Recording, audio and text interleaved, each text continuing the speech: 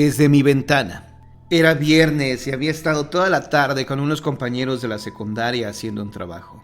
Recuerdo que al llegar a casa encontré a mi mamá a punto de colocar las cortinas que había mandado lavar. Me ofrecí a hacerlo. Cuando terminé, cené con ella y con mi hermana Dulce. Luego subí a mi habitación. Quería quitarme el uniforme y descansar. Para llegar a las habitaciones de mi casa es necesario atravesar un estrecho pasillo que la mayor parte de las veces está en penumbras. Mi cuarto es el primero de la derecha. Enfrente se encuentra el de mi mamá, al fondo el de mi hermana. Entré en mi recámara, encendí mi grabadora para escuchar música y me recosté. Desde la cama contemplé cómo la luz del atardecer se filtraba por la ventana que da al patio iluminando el cuarto entero. Después de un rato estiré el brazo hacia una repisa y tomé un libro de Hernán Hesse. Aún había suficiente claridad para leer, por lo que no tuve necesidad de encender la lamparita del buró.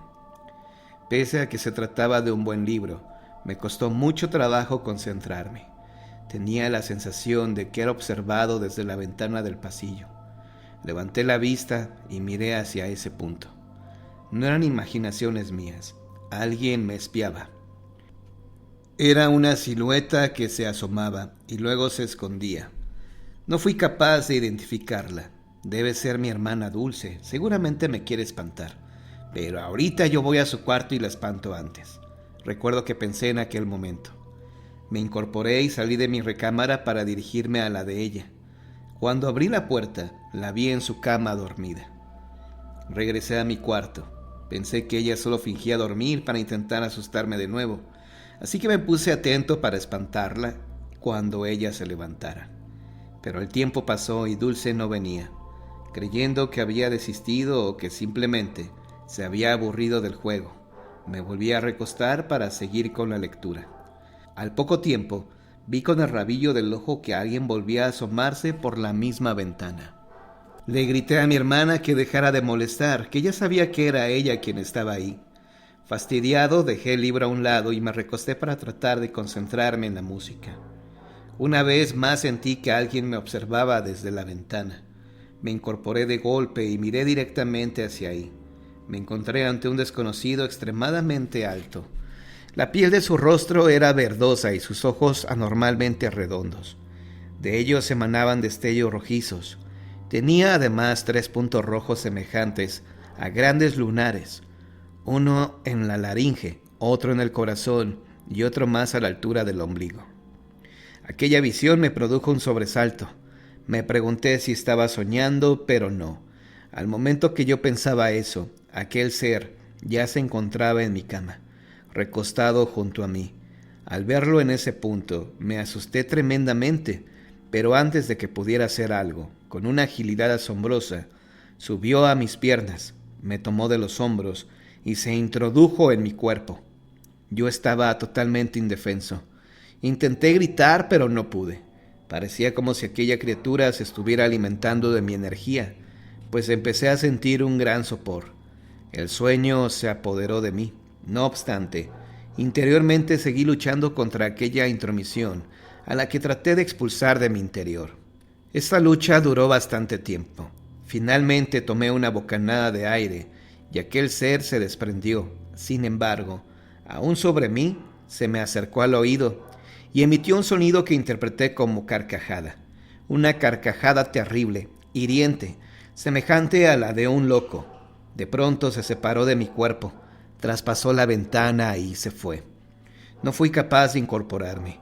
Yacía en mi cama sin fuerzas para moverme. Además, aunque hubiera podido ponerme de pie, el terror me obligaba a mantenerme inmóvil. Temía que en cualquier momento aquel desconocido regresara por mí. El día siguiente era sábado. Dormí hasta tarde. Fue un sueño intranquilo y perturbador, lleno de visiones aterradoras que me dejó con los nervios destrozados. Sin bañarme y vestido aún con la pijama, bajé a desayunar. En la cocina estaba mi madre y mi hermana. Al verme entrar en esas condiciones, me dijeron que tenía muy mala cara. Mi mamá me reprochó el ruido que, según ella, yo había hecho durante toda la noche. Me preguntó por qué había estado caminando de un lado a otro del pasillo. No quise entrar en explicaciones e inventé cualquier excusa. Poco después, cuando me quedé solo con mi hermana, le conté lo ocurrido. Conforme avanzaba mi relato, su rostro fue perdiendo el color. En sus ojos se reflejaba asombro y temor. «¡No puede ser!», exclamó Dulce. «Anoche soñé que a mi habitación entraba un hombre que emitía un resplandor de color rojo. Aquel sujeto se me quedaba viendo y después se salía atravesando la pared». Los dos quedamos atónitos, sin saber qué decir. Nunca más he vuelto a toparme con esta criatura. Sin embargo, su recuerdo me obsesiona. ¿Quién era? ¿De dónde venía? ¿Qué hacía en mi casa?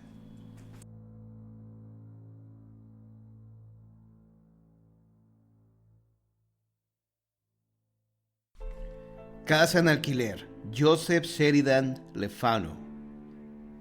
Estuve mucho tiempo enfermo y mi médico me aconsejó que viajara a algún lugar tranquilo en Francia para alejarme del clima húmedo y brumoso de mi pueblo natal irlandés.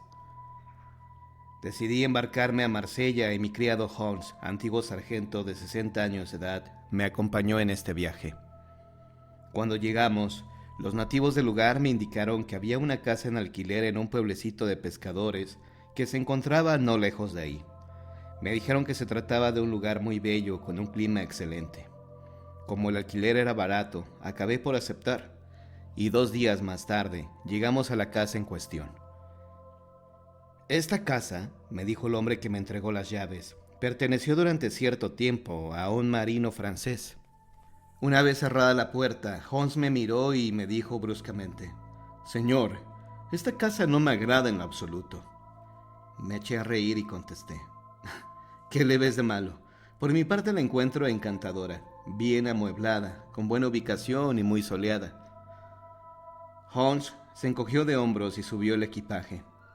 Mi nueva vivienda se componía de una planta baja, donde estaba el vestíbulo, el salón, el comedor y un despacho, y de un piso superior en el que se encontraban 3 dormitorios para los señores y 2 para los domésticos. Una mujer del pueblo vendría a hacer la limpieza y preparar la comida según pacté con el hombre que me rentó la casa. Me senté en el despacho y me puse a contemplar el mar. Instantes después llamaron a la puerta. «¡Entre!», dije. Una pobre mujer doblada por el peso de los años y la miseria apareció en el umbral. «Soy Gabriela, su cocinera». «Muy bien, Gabriela, es un placer conocerla», respondí. «Arréglese con Hans acerca del salario».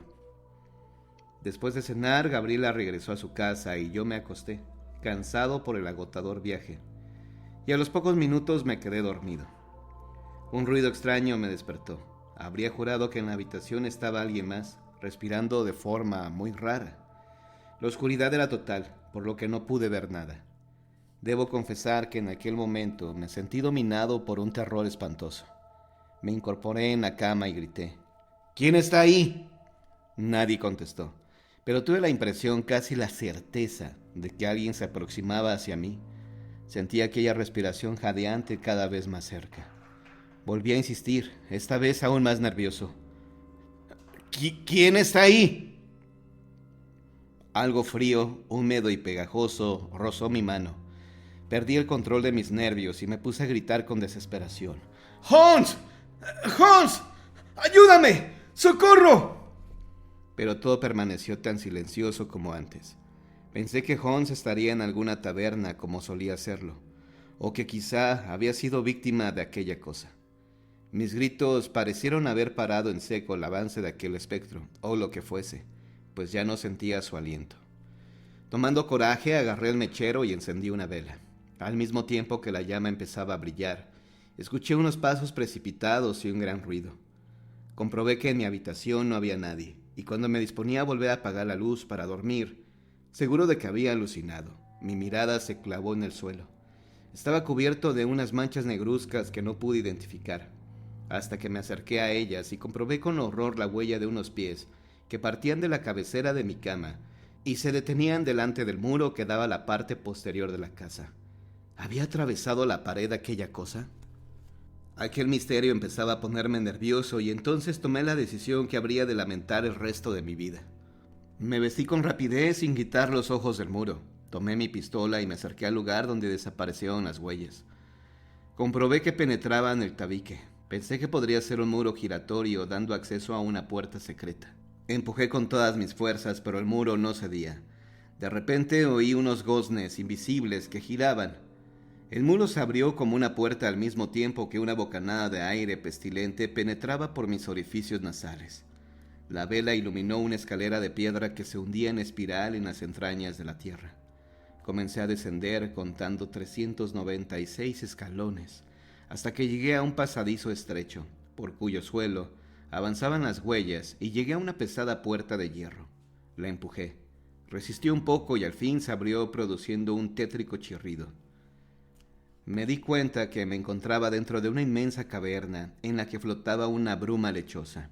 Unas formas movedizas que apenas podía distinguir atravesaba mi campo visual. Solo veía con claridad las huellas de los pasos. Entonces me puse a temblar de horror. A la luz de mi débil vela había podido discernir el contorno de huellas humanas, pero ahí comprobé que estaban sangrantes. Comencé a volver sobre mis pasos lentamente y di media vuelta para buscar la puerta por donde había entrado. ¿Cuál no sería mi desesperación al comprobar que había desaparecido? En ese momento una risa espeluznante llegó a mis oídos. Me puse a correr como loco mientras ruidos siniestros resonaban en la estancia y sentía que cosas inmundas me rozaban el cuerpo. Formas monstruosas parecían obstruirme el camino. La bruma era cada vez más espesa. Unas voces lanzaban alaridos en un idioma desconocido. Y entonces comenzó a gotear sangre del techo de la caverna. «Michael O'Grady», dijo de repente una voz fuerte que rugió como un trueno bajo las bóvedas del subsuelo. Me sobresalté al escuchar mi nombre y tras armarme de un valor ilusorio, pregunté aterrorizado. Yo soy. ¿Quién es usted? ¿Qué quiere de mí? Lo único que debe saber es que me va a ayudar a conseguir algo de gran valor para mí. Me quedé mudo de asombro hasta que la voz profunda y espeluznante retumbó nuevamente en el hediondo antro. En el cementerio de Saint Tropez hay una tumba sin cruz y sin nombre. Mañana debe llevar flores a ese sepulcro y pedir 3 misas en la iglesia por un alma atormentada. ¿Promete cumplir mis deseos? Le prometí que cumpliría todo lo que me pidiera, y después se hizo un brusco y pesado silencio. Luego la voz me ordenó: «Vuelva a su habitación». La sangre cesó de caer y la puerta de hierro apareció ante mis ojos, abriéndose por completo. No sé cómo pude encontrar el camino de regreso. Lo cierto es que minutos más tarde me hallaba en mi habitación. A la mañana siguiente, Hans vino a despertarme y le pregunté: «Dime una cosa, Hans. ¿A qué hora regresaste ayer?» «Como a las 12, señor». «¿Escuchaste algo sospechoso?» «No, señor». Hans siguió abriendo las cortinas con aparente tranquilidad, pero de repente se volteó con rapidez. Clavó en mí sus acerados ojos y me dijo a quemarropa: «Perdóneme, señor, pero anoche escuché cosas muy raras en la taberna donde estaba bebiendo. Unos pescadores me dijeron que esta casa ha sido habitada varias veces, pero que nadie puede permanecer en ella más de una semana, pues se rumora que está habitada por el espectro del fallecido dueño, Bailio». Necesitaba hablar con alguien, así que le conté a Hans todo lo que había sucedido la noche anterior. A medida que le relataba los detalles, noté cómo se iba endureciendo su rostro. Cuando terminé de narrar mi historia, movió la cabeza como persona entendida en materia y dijo: «Creo que se ha sucedido. Permítame hacer una pequeña investigación personal para cerciorarme». Hans comenzó a examinar el muro. Ya no había huellas sangrientas ni pedazos de materia negra. En vano trató de encontrar la entrada de la escalera secreta. Me propuso derribar el muro, pero le dije que ni lo pensara, pues no era nuestra casa. «Escúchame, Hans. Olvídate de todo lo que te he dicho. Probablemente tuve una pesadilla, así que déjalo y ocupémonos de otras cosas». Al mediodía me pareció que Gabriela me miraba de forma extraña, con ojos en los que brillaba una oscuridad malsana. No le habría dado importancia si hacia el final de la comida no me hubiera murmurado al oído las siguientes palabras: «Saint Tropez tiene un cementerio muy bonito. Me parece que al señor le gustaría visitarlo lo antes posible». «Miserable vieja». Todos los terrores y angustias de la noche pasada acudieron a mi mente. Quise estrangular a la anciana, pero me contuve y pensé que todo debía ser una coincidencia. Decidí dar un paseo después de comer para olvidarme de mi pesadilla, y por un momento lo conseguí admirando las construcciones medievales del puerto y contemplando el mar en calma. Caminábamos al azar hasta que una verja de hierro nos cortó el paso. La abrí sin ninguna dificultad, y momentos después nos encontrábamos en el interior del cementerio.